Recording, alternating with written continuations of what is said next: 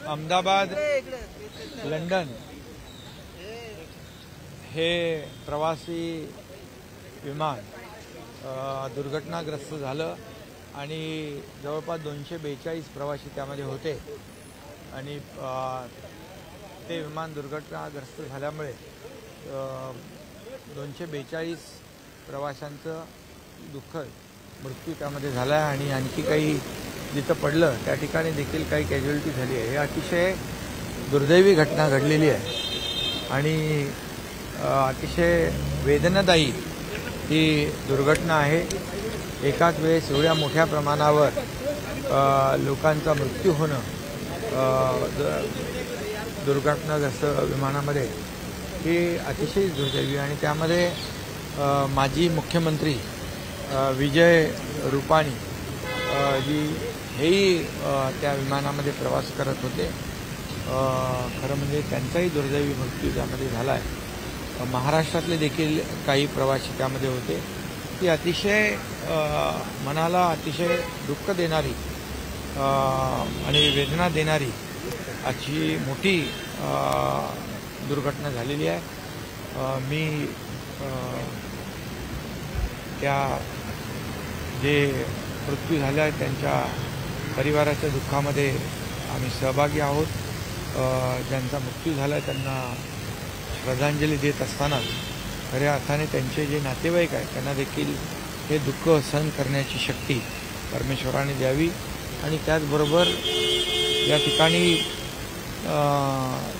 तिथे मोठ्या प्रमाणावर जे काही रेस्क्यू ऑपरेशन होतं तेही आपण पाहिलं, परंतु दुर्घटना होताना आपण जे व्हिडिओ पाहिल्यानंतर अंगावर खऱ्या अर्थाने शहारे उभे राहत आहेत आणि ही अतिशय दुःखद आणि मोठी दुर्घटना आहे। मी मुख्य सचिवांना देखील मगाशी सांगितलं की आपल्या महाराष्ट्रातले जे प्रवासी आहेत त्यांच्यासाठी एक नातेवाईकांना हेल्प डेस्क जो आहे तो डिझास्टर मॅनेजमेंटच्या माध्यमातून आपल्या कंट्रोल रूममध्ये त्या ठिकाणी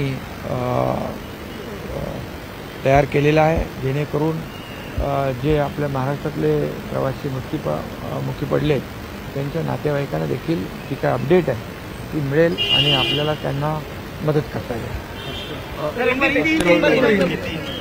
तर या संदर्भात आणखी प्रश्न होता की एकंदरीत आता पुढची ओळख पटवण्यापासून अनेक गोष्टींमध्ये गरज लागणार आहे। केंद्रामध्ये किंवा गुजरातमधील प्रशासनाशी तुमच्या झालेली घटना अतिशय दुर्दैवी आहे आणि याची गंभीर दखल स्वतः देशाचे प्रधानमंत्री नरेंद्र मोदीजींनी स्वतः घेतलेली आहे आणि गृहमंत्री अमित भाई स्वतः त्या ठिकाणी रवाना झालेत अशी माहिती आहे।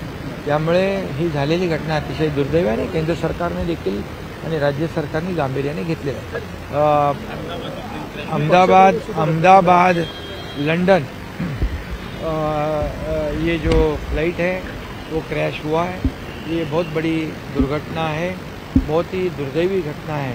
242 प्रवासी उसमें प्रवास कर रहे थे। उसमें माजी मुख्यमंत्री पूर्व मुख्यमंत्री विजय रूपाणी जी वो भी प्रवास कर रहे थे, उनकी भी दुखद मृत्यु हुई है और मैं उन सभी लोगों के दुख में सहभागी हूँ, उनके बारे में संवेदना व्यक्त करता हूँ और केंद्र सरकार और राज्य सरकार दोनों ने गंभीरता से इस विषय को लिया हुआ है और महाराष्ट्र सरकार ने भी एक हेल्प डेस्क तैयार किया है ताकि महाराष्ट्र के कई प्रवासी उसमें हैं, उनके रिलेटिव जो है परिवारजन है उनको भी उनकी जानकारी अपडेट मिलता रहे।